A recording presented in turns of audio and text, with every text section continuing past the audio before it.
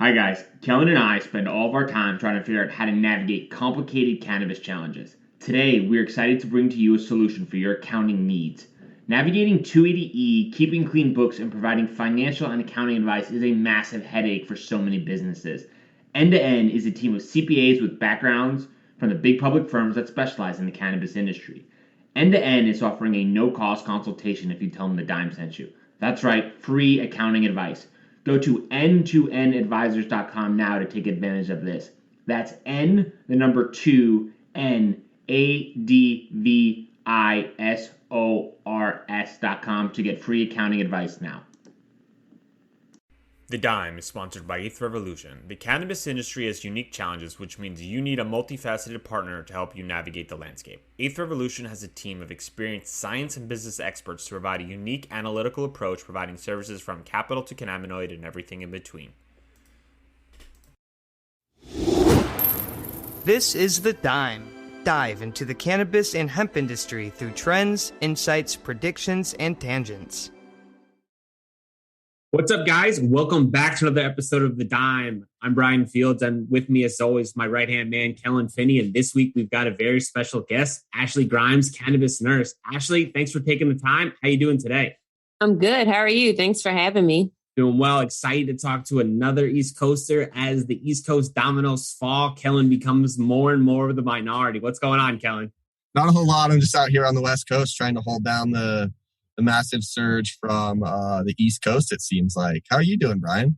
We're doing good. We're doing good. Excited to kind of dive in with Ashley. So Ashley, for our listeners that are unfamiliar with you, can you give a little bit about your background? Yeah, sure. So I'm a nurse. I've been a nurse for about 13 years. I have worked in traditional nursing settings most of my career. So like med surg, telemetry, and then I worked my way up. I got my master's degree at Towson University in nursing education. Whoop, whoop. And I ended up in leadership positions through the second half of my career. So like a transition to practice program for new graduate nurses and working in corporate settings and things of that nature.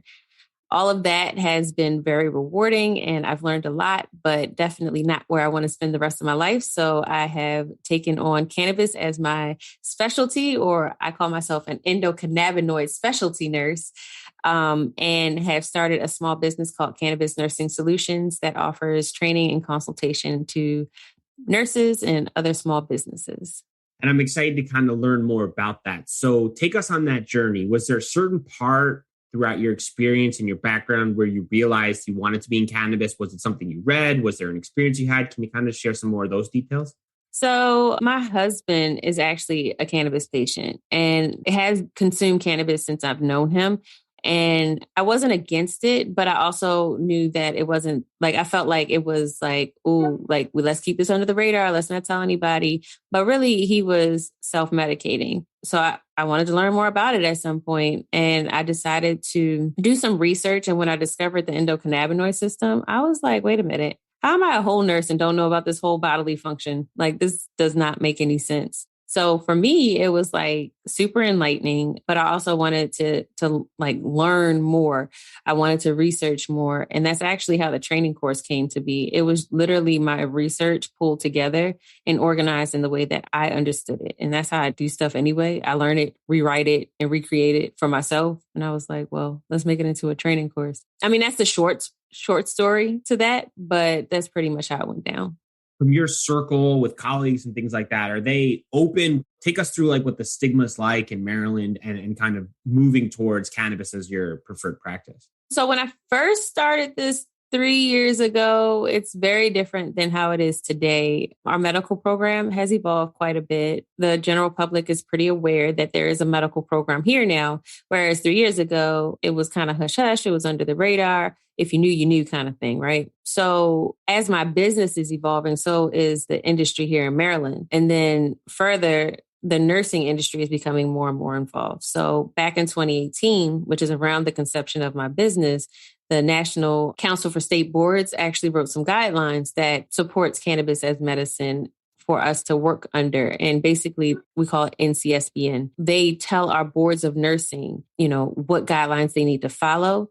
Now, all of nursing is not aware of this fact, but at the same time, when this is happening, my business is starting. So the slow spread of this information has kind of evolved with my business at the same time. So to answer your question, in the beginning, everybody was like, girl, what you doing? And then now as time has gone on and I've kind of honed in on my messaging, my mission, my vision, all that kind of stuff, because that's what happens when you grow a small business. More and more people are starting to kind of understand where my perspective is as far as cannabis as medicine. It's not just me saying, hey, everybody just go smoke some weed. No, let's talk about, holistic medicine, holistic health, just general wellness, healing altogether. So, even when I have conversations, it's not just about the plant. It's about how do you modify your lifestyle to achieve wellness?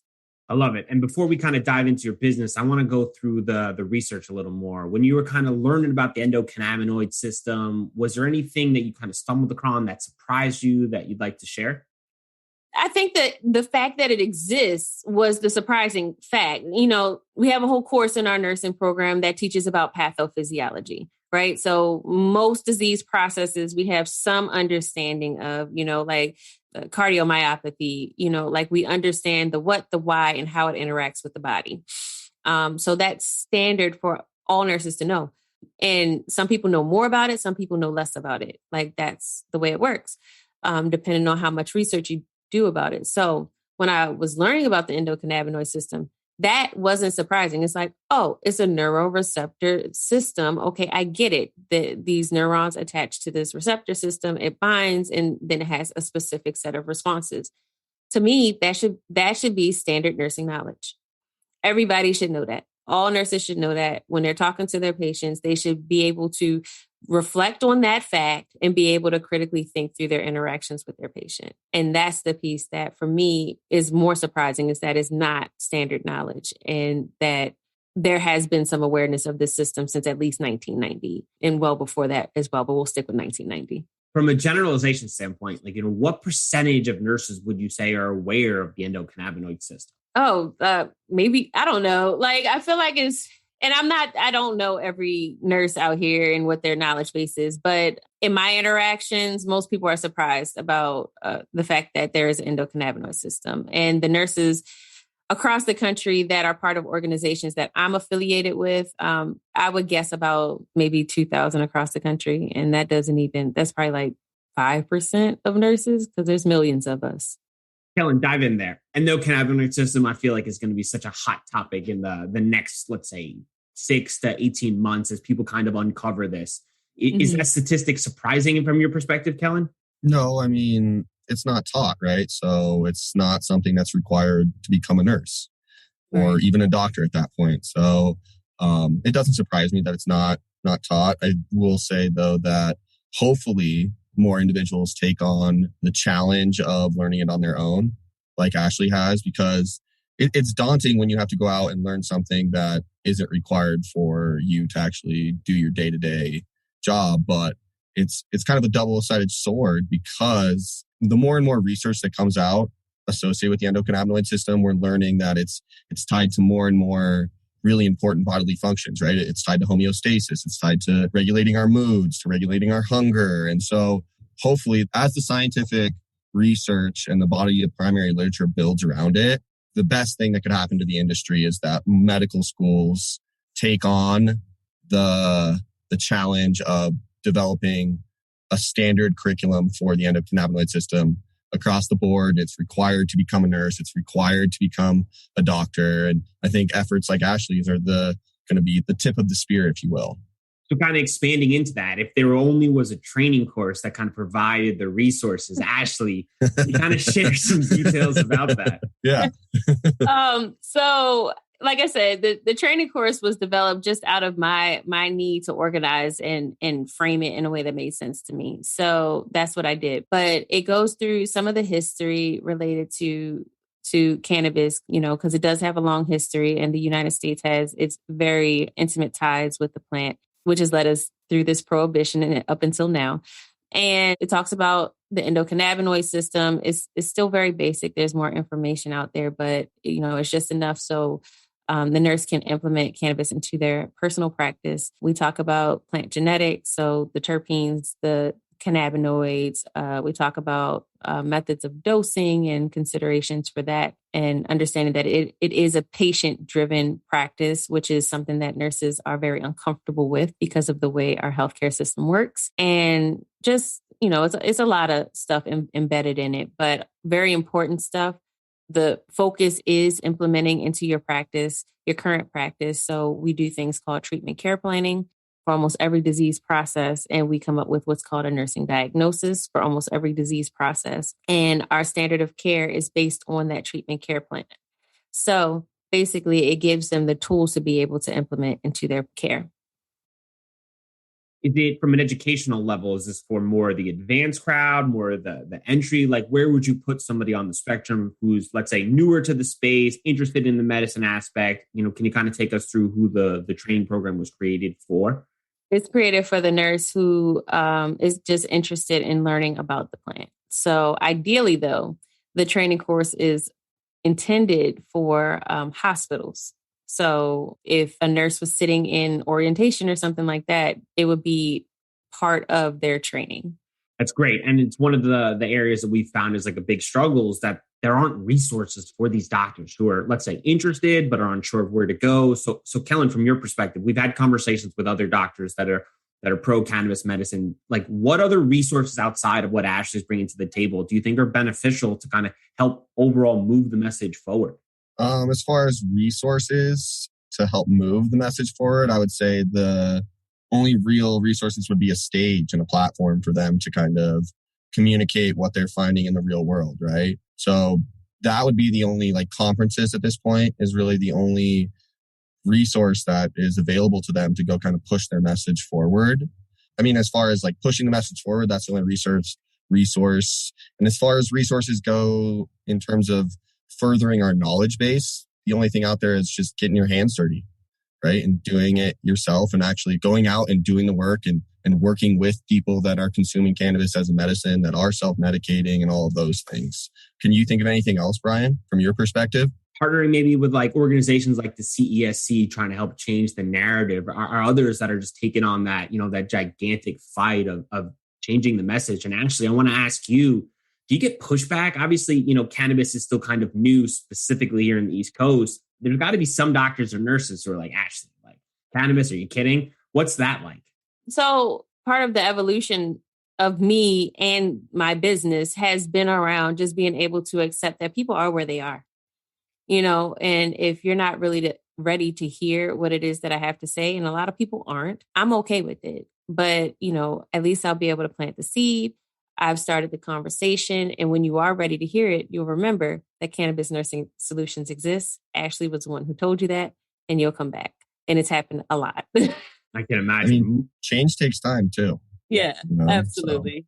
So what's the biggest, let's say, negative pushback that others provide? I think on this pod, specifically from my side, we always harp on a lot of the positives. And I want to hear more of the negatives, what others are bringing to the table saying, Ashley, what about this? So the one that kind of stands out in my mind was a young lady. She was a nurse who was telling me that I was trying to kill her son because, like, cannabis is a gateway drug. And how do you respond to that? I just said, oh, okay. My apologies. I'm not trying to kill your son. And, we just kind of disconnect at that point. She's reading off like the 1982 DARE script, right? Cannabis is a gateway drug, right? That's exactly what she's stay doing. In school. And it's like, just say no. That's got to be such an uncomfortable experience. I mean, at that point, you just got to be like hard pass. Yeah, I mean, and that's what I'm saying. So at that time, when that comment came up, I was like, oh God, like, do people really think this? I started questioning what and why I was doing what I was doing. And, a lot of where I was and where I am today has a lot to do with just having the self-confidence to stand firm in what I know to be true. And when I run into those type of conversations, just walking away knowing that it's just not their time to hear this information. And I'm okay with that, It's almost like they're picking a fight with you. You know what I mean? Yeah. And kind of just pulling out that, like, I'm not debating with you about it because it's not a debate. It's just not. And that's just the end of the conversation as far as I'm concerned. It's been stigmatized for so long. So someone like that, obviously it's not even a challenge, right? It's like it's an impossible barrier to overcome if their first response is like, you're trying to kill your son. I mean, your role as a nurse is to essentially help people. So if the words out of her mouth are, you're trying to kill my son, clearly there's a disconnect from where to go. So, I mean, there's no doubt that unfortunately that's part of the process, and, hat tip for you for continuing to fight the good fight. So kind of switching gears a little bit, let's talk about some of these conferences. I've seen you pretty active in the speaker circuits, and I'd love to kind of hear some of the topics you've been discussing and any ideas that are really at the forefront of your mind. So topics, whatever is relevant to me at that time. Like, I am so okay with just talking about whatever is on my mind. And again, it goes back to like just kind of building, who I am and what it is that I'm trying to communicate. So at this stage in the game is an acknowledgement of nurses in the space, is an acknowledgement of underrepresented populations, Black and brown women in the space, is an acknowledgement of, the endocannabinoid system for nurses. So those are the things that kind of stand out to me right now. And, just understanding the system of healthcare and how it fits into the entire construct of our society, and just kind of making that relevant to people and understanding like, where this plant is going. So, it's just interesting to me that we call the plant medicine, but our healthcare systems aren't involved with it. And it has a lot to do with the way that our system is set up. It's leaning more towards capitalism, and it's not, taking on healthcare aspect of it as much as I think that it should, because of the impact that it could have on people. So that's pretty much the narrative that I like to communicate in different regards, and, different ways and perspectives of looking at that big concept, So that's usually where I kind of head. That's the tunnel I usually head down. I don't focus on disease specific. A lot of my nurse counterparts, they're like, oh, I'm an expert in diabetes and all that kind of stuff. I didn't do that in my career. I was a med-surg nurse, so I knew everything, a little bit about everything. I worked in corporate, so I understood healthcare systems and project management and implementation and things like that. So I take that approach and I apply it to cannabis. Kellan, do you want to dive in there? I know pharma is one of your biggest enemies that you like to attack. So from a healthcare standpoint, I wouldn't say it's not an enemy. I just don't agree with the current model that they follow to deliver potentially life-saving drugs to the masses, right?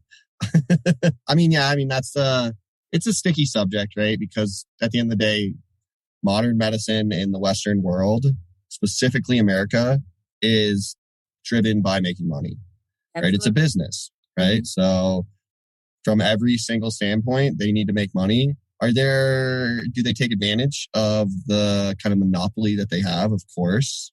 I believe that for sure. Is there individuals or groups who wield significant amounts of power within those organizations, driving decisions that probably aren't for the welfare of society, most likely. You know what I mean? But at the end of the day, it's the only thing we have, right? I guess it's kind of like a brand at this point. I was honestly thinking about it while you're talking. And it's like, there is a lot of individuals that just go into the hospital and accept whatever that doctor says to them as like the word of God. Absolutely. Right? And it's like a lot of people don't even think that, oh, maybe I should go get a second opinion at this other hospital or all these other things. They go in and it's like, no, this is the word of God. So I'm kind of ranting right now, but like the hospital system goes and how that relates to cannabis. And again, I think that potentially there is a place for cannabis in the medical system. It's just going to be a really challenging moment, I guess you could say, within the development of the hospital and our medical system, because at the heart of it, cannabis is the complete opposite of how pharmaceutical industry has been treating diseases for the last 50 plus years in terms of one single molecule, the API. This molecule is what treats this disease. Mm-hmm. But what we're finding with cannabis is that it's not cut and dry. It's this polymolecule system that seems to work the best, right? I mean, perfect example is with Epidiolex, right? It's a combination of THC and CBD, two molecules together that are actually what's helping individuals with that type of schizophrenia. I'm not exactly sure the specific type of that schizophrenia off the top of my head. But that I think is a really positive thing for society, is as we hopefully it opens the door to all these other potential drug interactions that could enhance our ability to treat diseases in the future. Yeah. It's so interesting because I think healthcare is antiquated at this point. It hasn't really evolved with society. So you're right. Like the way that we treat medicine is outdated. Prescribing a medication for every single thing that somebody comes in with isn't necessarily conducive. Like we complain a lot of times about the fact that our older adults aren't taking all their pills. Why do they have so many pills? Right. Like when there are other ways that we can consider, not saying that it is the way to fix things, but there are other considerations that could be a little bit more conducive to a person's lifestyle. We talk about it in nursing all the time. How do we get a person to make a lifestyle change? We're going to tell them and teach them and educate them. And then all of a sudden they're going to change their life.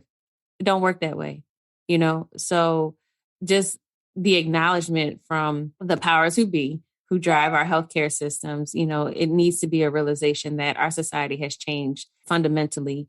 And the way that you interact with your nursing staff, which they're still running around here talking about, is the millennials is doing everything wrong. It ain't the millennials doing everything wrong. It's our Gen X's that's coming in and, making these major changes because they're the ones who have grown up with technology at their fingertips from the moment that they were born. So, even beyond just the plant medicine, we need to change the way that healthcare looks at their customer, who is the patient, and they're largely refusing to do that. All back to capitalism, and we can kind of dive into that another time because like that one is such a negative rabbit hole, right? Because at the end of the day, you're right. As you go to see your doctor, their role is to help you, and Kellan, like you were saying, like most probably don't challenge the doctor and be like, hey, I don't really want that. But then Ashley, coming back to you, is if I'm, let's say, open to cannabis medicine, right? But my doctor is not really interested or isn't going to prescribe that to me. Is it on the patient then to kind of ask the doctor for guidance? Or do you need to go seek out a specific doctor that specializes in cannabis medicine in order to be afforded, let's say, that is an option to kind of suit a need? Yeah, technically it is. It's up to the patient to advocate for themselves. And back to the original point, a lot of times patients don't have the confidence to, suggest this thing for their doctor because of the stigma, because the doctor is considered God in a sense. So, now the patient is sitting there thinking or considering or doing something without any guidance or support. Or even the proper education. The cannabis culture is real, and the information that's spread amongst the culture isn't always 100% accurate. It's so important, right? And I wish for everyone that's hearing this to feel more comfortable in sharing that information, because medically there is opportunities to say, if I don't want to take X, I can take Y. And if that's the path you want, you have to be more vocal. So Ashley, for those people who are, let's say, interested or intrigued, but don't know any information or not really sure about what is, let's say, the minimal line of information to know, what would you share with them as someone who's interested in kind of approaching cannabis as a medicine for the first time with their doctor? I generally suggest that when they talk about it with their doctor, they ask their doctor the question, what is an endocannabinoid system? Good place to start. Your point, please. I mean, you might stump many doctors. That might be. Is there a second line in case they have some sort of formidable response? Well, if the patient is already aware, then they can absolutely educate their doctor once they get, I don't know. So the thing about the personality of the average physician, I'm not saying all, sure, but they tend to want to know it all because they feel like that they are the ones who are supposed to be knowing it all. So if you approach them with a question that they can't answer, they'll be more likely to receive whatever the answer is if you think you know the answer, right? Because you done already put them in a place where they're uncomfortable because they're supposed to know the answer, right? And then they can do their research after they've met with the patient. I'm going to research the endocannabinoid system. And now they have that in their toolkit. They can come back around to the patient. And now it might be, most likely it'll be more of an open conversation about what to do next, where to go. And hopefully that doctor can provide the guidance that like meshes with their medical expertise and their understanding of the plant. Love it. So let's kind of continue on that same path. I saw that you wrote a book, and I'd love to kind of hear more about that. Can you kind of share some details? Yeah, so it's a children's book, actually. It's called Aces Medicine. And it was inspired by my work in Maryland. We have a bill here that allows medical cannabis in schools. It passed in early 2020. And after it passed, they needed somebody to work on a work group that knew about cannabis to help develop guidelines for the implementation of the bill. So I was able to participate in that. I contributed, and it's published with the public guidelines, which is really cool.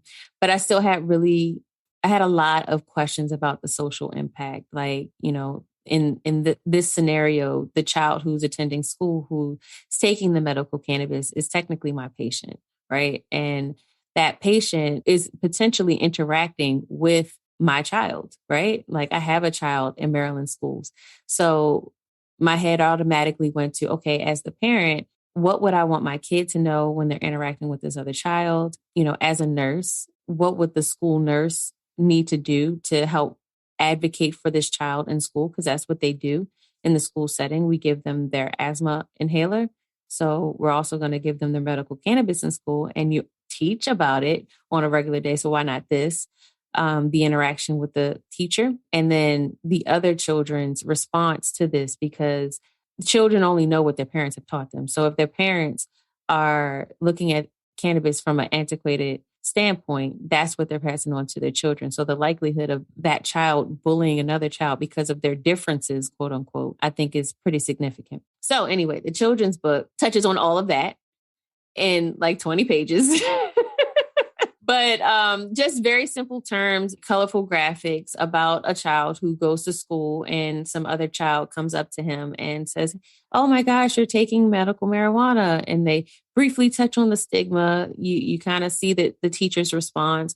Him and the school nurse come and teach the class about cannabis in just a couple of sentences. And that's pretty much it. And the child's name is Asa, and he comes home and he's proud because he taught the class something new.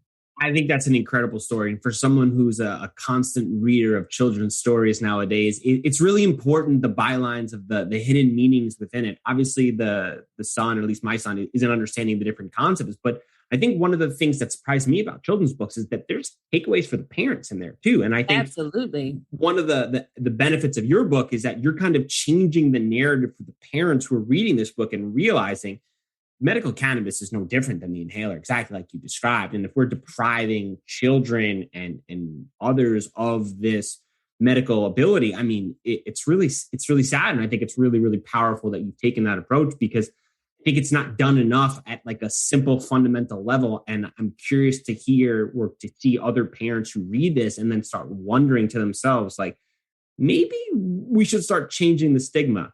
Kellan, your thoughts? I agree with everything you said. I just have another quick question though for Ashley. I was thinking, how challenging was it to distill that message down into a couple sentences and communicate that in like one or two sentences? Because it's kind of a complex topic. You know what I mean?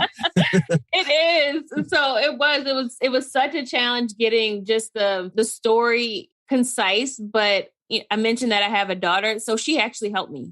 So I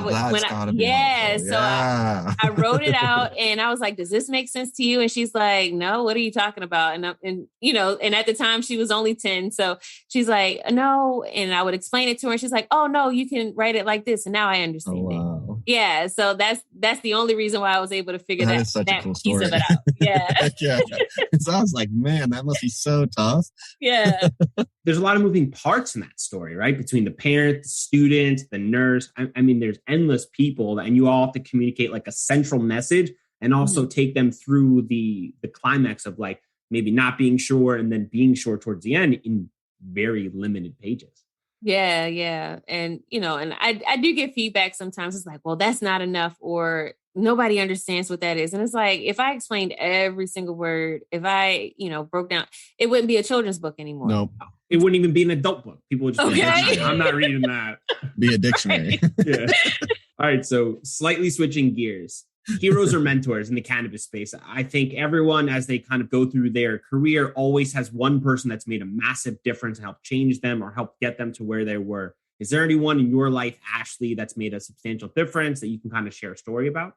There are a lot of core people that have helped me through my evolution. So, I mean, to break it down into one person is kind of hard, but I'll stick with, I guess, the simplest and most obvious person. That would be my husband. So my husband is the one who encourages me daily. He's the one that has supported all of my crazy ideas, and I come up with quite a bit of them, including the children's book. Babe, today I'm going to write a children's book. Oh, really? Okay. About cannabis. Right. Okay. So, and those moments come more often than not. But, you know, the biggest piece of it is knowing who I am and him being okay with that, because the way that I look at the world has changed significantly since I've discovered this endocannabinoid system.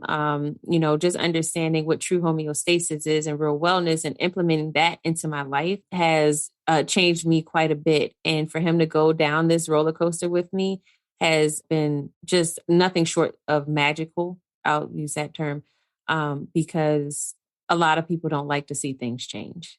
Beautiful. Since you've been in the cannabinoid industry, the biggest misconception? That I smoke weed all day.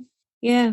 Is, you know, I have and I do occasionally. I microdose. I'll try different things just to experience it. Like, you know, my recent experiment was with this cannabis honey, and I would take a very, very small amount every day. And it was amazing. I loved it. But, you know, most people are like, oh, it's great because you get all this free weed. And I'm like, I mean, I do get stuff for free sometimes, but I'm not really in it for that, you know? And no, I'm not high right now. And you probably won't see me high unless I decide to overindulge, but I probably won't. It's all about intentional use and consumption for me. All about it. Mm-hmm. You could sum up your experience in a main takeaway or lesson learned to pass on the next generation. What would it be?